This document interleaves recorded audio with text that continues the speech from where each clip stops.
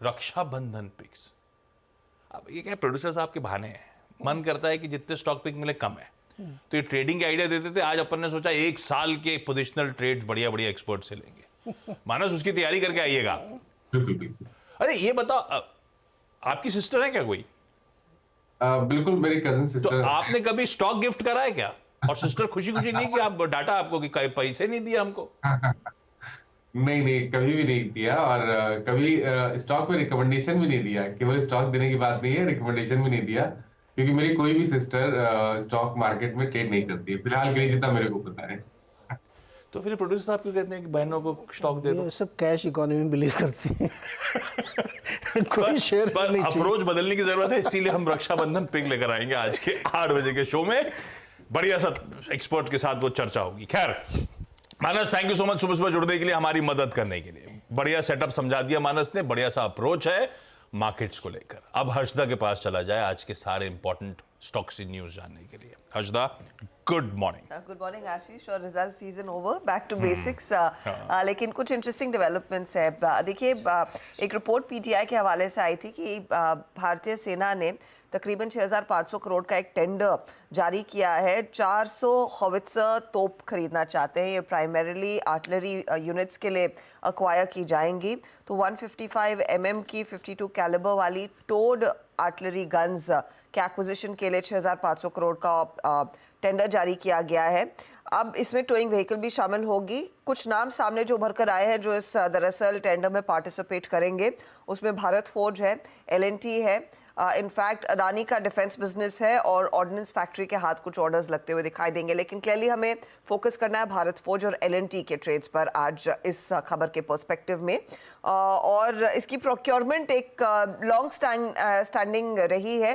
धीरे धीरे करके इंडियन आर्म फोर्सेस में वो आर्टिलरी गन्स की जो क्षमता है उसे बढ़ाया जा रहा है। दूसरी तरफ अपडेट जो कैबिनेट की बैठक की तरफ से आया कि बैंगलोर, थाने और पुणे के मेट्रो प्रोजेक्ट्स, ये एग्जिस्टिंग मेट्रो प्रोजेक्ट्स से ध्यान रखिएगा, नए नहीं हैं, उसमें कुछ कुछ फेजेस को अप्रूवल मिला है। तो उस लिहाज से आप रेडार पर कुछ स्टॉक्स रखेंगे। इसमें आपको ध्यान देना है कि बीएमएल और टीटागढ़ वैगन्स, बीएमएल के केस में ये बैंगलोर प्रोजेक्ट, मेट्रो प्रोजेक्ट के लिए वैसे भी वैगन सप्लाई कर रहा था, तो वो स्टॉक फोकस में रहेगा।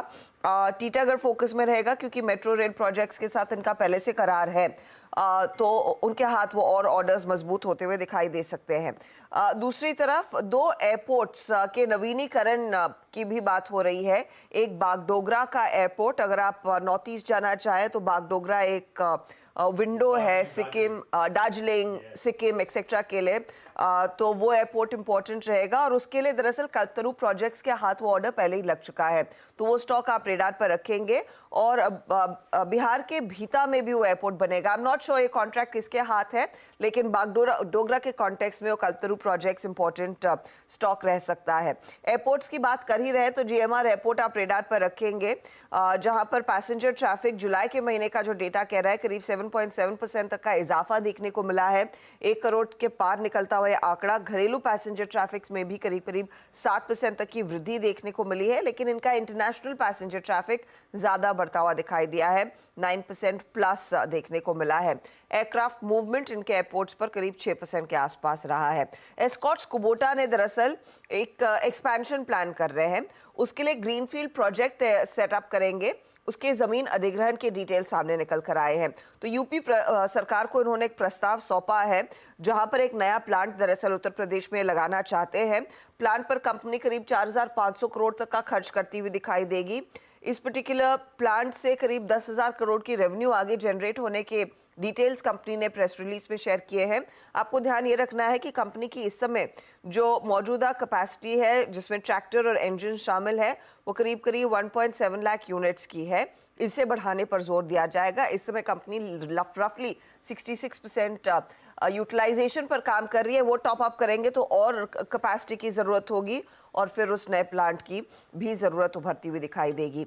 आप हेडलाइन में मेंशन कर रहे थे कि एक ड्रास्टिक कट हमने विंडफॉल टैक्स में देखा है, तो 54% तक की कटौती। ये ओएनजीसी, ऑयल इंडिया जैसी कंपनियों को कॉन्टेक्स्ट में रखकर आपने पढ़ना है आज। विंडफॉल टैक्स अब 2,100 रुपये प्रति टन पर आ चुका है, जो पहले 4,600 रुपये प्रति टन था, इफेक्टिव 17 अगस्त। तो वो स्टॉक्स रेडार पर। DCX फोकस में, क्योंकि डोमेस्टिक और ओवरसीज कस्टमर से करीब 107 करोड़ के ऑर्डर्स इनके हाथ लगे। जुबिलेंट फार्मोवा दरअसल पियर फाब्रे नाम की एक फ्रेंच कंपनी है, वो 8% हिस्सेदारी जुबिलेंट बायोसिस में खरीदती हुई दिखाई देगी। 4.4 मिलियन यूरो में ये सौदा होता हुआ दिखाई देगा। उस लिहाज से आप क्लियरली उस एंटिटी को रेडार पर रखेंगे। जुबिलेंट फार्मोवा के कॉन्टेक्स्ट में खबर आप पॉजिटिव पढ़ेंगे। और कैप्लिन पॉइंट की एक सब्सिडरी है, जिसे ब्राज़ील की जो ड्रग एजेंसी है उसकी तरफ से एक अप्रूवल मिल गया इनके एक पर्टिकुलर प्लांट को लेकर, तो वो स्टॉक भी आज रेडार पर। और रखिए सारे स्टॉक्स रेडार पे, रखिएगा पीवीआर रेडार पे। वैसे फ्राइडे को हो गया 5% भागा, 1500 पे मेरे ख्याल से पीवीआर आके खड़ा हुआ है। वो पता है स्त्री 2 50 करोड़ के बजट पे बनी है। और कल शाम तक, कल संडे का अपडेट है, अभी सिर्फ इंडिया फिगर है, अभी वो वर्ल्ड वाइड नहीं है। इंडिया फिगर 190 करोड़ की मूवी बना चुकी है। 50 करोड़ की मूवी 4 दिन में 190 करोड़ पहुंच गई है। वर्ल्ड वाइड आंकड़ा जोड़ दिया तो शायद क्या जा रहा है 240 करोड़। क्या बात। ये पहला वीकेंड निकला है अभी। मैंने देख डाली है, मैंने इसे कंट्रीब्यूट कर दिया। हाँ, भरा हुआ था हॉल, भरा हुआ। हालांकि थोड़ा सा हाइप ज्यादा है, अच्छी है, ठीक है, मतलब देख ली, लेकिन गजब बना देख ली तो अच्छी बोलनी पड़ेगी। नहीं, अच्छी मतलब थोड़ी सी होप ज्यादा हो गई थी शायद, जिस तरह का माहौल बना हुआ था, पर अच्छी है। फ्रेंचाइज कंटिन्यू कर गई, अच्छी है।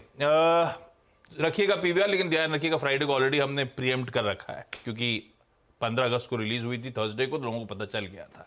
तो ये देखिए हाल। एक काम करा जाए क्विकली, आज का इवेंट्स कैलेंडर, उसके बाद ब्रेक लेते हैं। लाइए डायरेक्टर साहब भाई, एक तो आज मंडे है, तो निफ्टी बैंकेक्स की और निफ्टी मिड कैप सेलेक्ट की वीकली एक्सपायरी का दिन है। एक मिनट पेज खोल लूं मैं जरा। हाँ भाई, राखी तो हम लोग का सेलिब्रेट कर ही रहे हैं। अच्छा एक चीज और, फिर पिछले हफ्ते की छुट्टी का ध्यान में आया कि अगली छुट्टी कब है। अगस्त में तो कुछ बचा नहीं, अब पूरे सितंबर के महीने में कोई छुट्टी नहीं है। अब अगली छुट्टी आएगी 2 अक्टूबर को। क्या गणपति की छुट्टी नहीं है? एयर मार्क संडे को आ लीजिए, सैटरडे संडे पड़ रहा है शायद। तो अगली छुट्टी अब 2 अक्टूबर को है, 1.25 महीने बाद। पब्लिक सेक्टर बैंक्स हमने हेडलाइन में मेंशन करा था। फाइनेंस और corporate affairs minister Nirmala Sitharaman ma'am PSU banks के प्रमुख के साथ आज दिल्ली में बैठक करेंगी। डे लॉन्ग मीटिंग है, सुबह का सेशन, दोपहर का सेशन, सब लगा हुआ है। उसमें ज्यादा इंपॉर्टेंट एक तो पहली मीटिंग है इन सबके साथ 3.0 में, मोदी 3.0 सरकार की, प्लस इस समय डिपॉजिट ग्रोथ और बैंक्स की सीडी रेशियोज, उस पर खास तौर पे चर्चा होनी है, रिव्यू होना है, इसीलिए इंपॉर्टेंट। कुछ बोर्ड मीट्स हैं, वो डिटेल्स आपकी स्क्रीन पर आ जाएंगी। रिलायंस इंडस्ट्रीज आज 10 रुपए एक्स डिविडेंड ट्रेड करेगा। इंटर आर्च बिल्डिंग प्रोडक्ट्स नाम की कंपनी का आईपीओ आज से मार्केट्स में खुलने जा रहा है, वो डिटेल खैर हेडलाइन में मेंशन्ड है। और आज वर्ल्ड ह्यूमैनिटेरियन डे है, तो बेसिकली उन ह्यूमैनिटेरियन वर्कर्स जो सैक्रिफाइस करते हैं या कंट्रीब्यूट करते हैं असिस्ट करने में सबको, उनके लिए डे डेडिकेटेड है। ब्रेक ले लेता हूं, ब्रेक के उस पर जब लौट के आऊंगा तो कच्चा तेल, सोना, सब आज ग्लोबल कमेंट्री का पार्ट था, हलचल बहुत है। तो ऐसे में ब्रेक के उस पार जानेंगे कमोडिटीज में आज कैसे स्ट्रेटेजाइज करना है।